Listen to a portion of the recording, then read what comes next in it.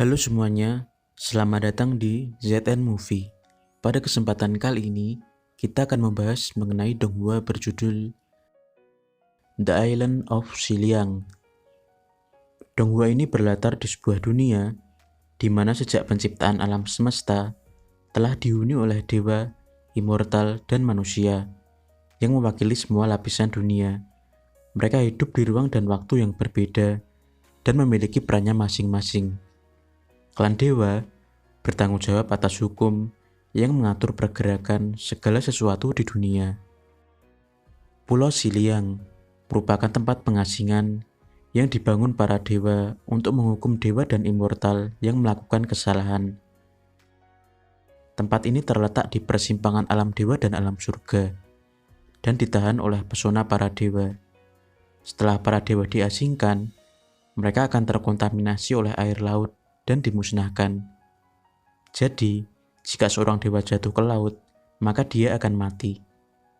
Selain itu, para immortal yang diasingkan juga akan berubah layaknya manusia biasa dan merasakan penderitaan hidup seperti usia tua, penyakit, dan kematian. Menurut legenda, setiap 500 tahun sekali akan muncul peristiwa penebusan surga. Dan dengan lulus ujian tersebut, para dewa dan keturunannya dapat kembali ke alam surga.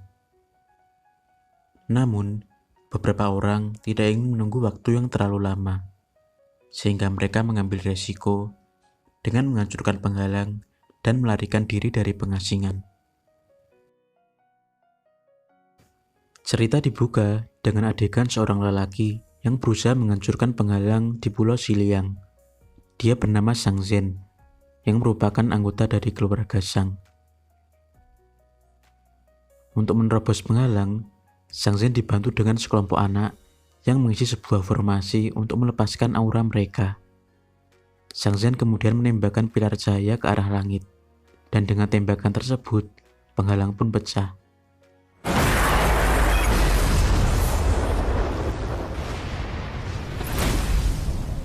Namun istrinya, yaitu Yingmo, merasakan semua yang terjadi. Ketika pilar cahaya ditembakkan, memicu gelombang pasang air laut, dan beberapa dewa yang sedang di kapal terkontaminasi air laut dan musnah. Selain itu, dia melihat kedua anak lelaki dan perempuannya yang berada di tengah-tengah formasi kesakitan. Anak-anak lainnya bahkan sudah banyak yang tidak sadarkan diri atau bahkan mungkin mati. Yingmo sangat sedih karena demi kembali ke alam surga, banyak orang yang dikorbankan. Karena tidak mampu menanggung semua itu, Yingmo lalu melompat dari tebing yang di bawahnya air laut.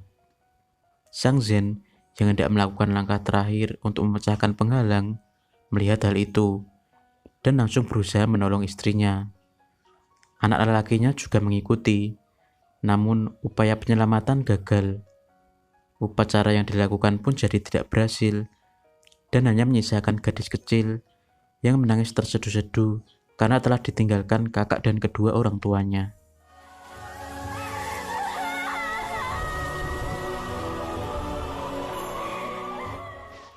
Tiba-tiba, dari arah langit ditembakkan sinar cahaya yang menyapu semua orang yang mencoba menghancurkan penghalang. Kemudian, sebuah suara muncul dari atas langit dan memberitahu bahwa orang-orang yang mencoba menghancurkan penghalang telah dimusnahkan, dan hanya mereka yang mengumpulkan pahala dapat melakukan penebusan. Waktu kemudian melompat ke 10 tahun setelah kejadian tersebut. Adegan menunjukkan seorang lelaki bernama Jing Xuan sedang menyelidiki catatan kuno di pavilion Changdian mengenai penebusan surga yang dilakukan setiap 500 tahun sekali. Setelah membaca beberapa catatan tersebut, Jing Xuan kemudian menduga bahwa semuanya itu hanyalah kebohongan. Jing Xuan kemudian melanjutkan membuka buku bernama Teknik Misteri Surgawi. Dan ketika buku itu dibuka, lalu memicu sistem keamanan di pavilion, sehingga muncul sekumpulan monster mengenakan topeng wajah dan terbuat dari campuran besi dan lava. Pertarungan pun dimulai antara Jing Xuan dan para monster. Dan ketika Jing Xuan membanting salah satu monster ke pilar, yang berada di tengah-tengah paviliun. Hal itu memicu ledakan yang sangat besar, dan pilar tersebut lalu menembakkan cahaya yang sangat terang ke arah langit. Peristiwa ini kemudian mensiagakan semua tetua di Pulau Siliang. Di sisi lain, seorang gadis manusia bernama Tuli sedang memeriksa perlengkapan di kapalnya, serta memperbaiki beberapa bagian untuk persiapannya pergi ke dunia luar. Kemudian, dia melihat ledakan cahaya di paviliun Changdian, sehingga membuatnya khawatir dan bergegas kembali ke pulau. Bagi yang belum tahu, Tuli adalah anak yang diadopsi dari keluarga Sang, yang terlibat dalam peristiwa 10 tahun yang lalu, yang sudah diperlihatkan di awal episode, di mana kakak dan kedua orang tua angkatnya mati jatuh ke laut dari tebing. Walaupun sebenarnya kalau kalian sudah menonton sampai episode 4, kalian akan tahu bahwa ada satu orang lagi selain Tuli yang masih hidup dari keluarga Sang. Sedangkan di paviliun Changdian, Jingxuan yang kedua tangannya terikat oleh rantai emas berusaha melepaskan diri. Dan untungnya dia berhasil. Ketika para prajurit penjaga telah datang, Jingxuan telah menghilang dari paviliun. Xin kemudian berpindah. Di aula pertemuan, anggota keluarga Su dan Cheng sedang ribut. Hal ini dipicu oleh Cheng Rong, salah satu anggota keluarga Cheng, yang menuduh bahwa keluarga Su adalah dalang dibalik meledaknya paviliun Changdian dan telah melakukan kecurangan dengan mengotak-atik kalender pulau. Orang-orang di aula pertemuan tersebut tidak menyadari bahwa Tuli yang telah kembali sedang menguping bersama tuan muda dari keluarga Su, yaitu Su Linglong. Dan ketika mereka berdua sedang mengintip, mereka melihat kedatangan Nona Feng Mian. Dia adalah salah satu dari 3 tetua di Pulau Siliang, selain dari Cheng Huo dan Su Guohai.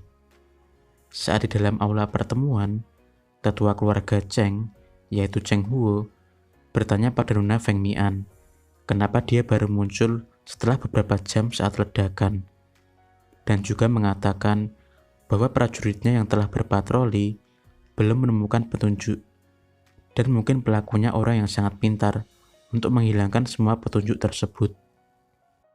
Nona Feng Mian yang mendengar tuduhan itu lalu berkata, jika Tuan Cheng sudah yakin, maka lebih baik langsung menghukumku dengan melemparkan ke laut, agar ada kursi tetua yang kosong. Cheng Huo yang mendengar tersebut langsung marah, dan kedua orang tersebut hampir saja bertarung. Untungnya, Cheng Ran, putra Cheng Huo, berhasil meredakan suasana. Kemudian, Su Guohai, tetua dari keluarga Su, tiba-tiba berkata bahwa 10 tahun lalu orang-orang dari keluarga Sang dapat masuk ke paviliun tanpa segel tetua. Anak Su Guohai lalu menjelaskan bahwa itu tidak mungkin, karena semua anggota keluarga Sang telah mati, dan hanya menyisakan anak adopsi mereka, yaitu Tuli, yang merupakan manusia biasa. Di sisi lain, Tuli menjadi semakin tertarik mendengar hal itu. Dia tidak menyadari aksinya telah tertangkap basah oleh Su Lingxi, yang merupakan kakak Su Linglong. Tuli kemudian dibawa ke aula pertemuan. Dan setelah masuk, tiba-tiba tetua keluarga Cheng mengikatnya dengan cambuk api dan langsung menuduh bahwa Tuli adalah pelakunya. Untungnya, Cheng Ran berhasil mengendalikan situasi dan mengatakan bahwa jika menuduh tanpa bukti, maka akan sulit menjelaskan pada Pak Tua Heng, yang merupakan orang yang saat ini merawat Tuli. Selain itu, tetua dari keluarga Su juga menambahkan bahwa keputusan Pak Tua Heng dapat mempengaruhi kandidat penebusan surga. Tuli pun dibebaskan. Adegan pun berpindah dan menunjukkan waktu malam hari. Jingxuan yang sedang terluka berjalan di tanjakan. Dan tiba-tiba dari arah bawah, terlihat Tuli yang sedang berlari ke sebuah rumah. Rumah itu merupakan rumah Heng Lingsu atau Pak Tua Heng. Setelah masuk, Tuli kemudian mengendap-endap agar Pak Tua Heng tidak terbangun. Dan untungnya setelah dia mengintip, kakeknya telah tertidur lelap. Dia tidak menyadari bahwa di kamar Pak Tua Heng terdapat jejak darah yang mungkin merupakan darah dari Jing Xuan yang sedang terluka.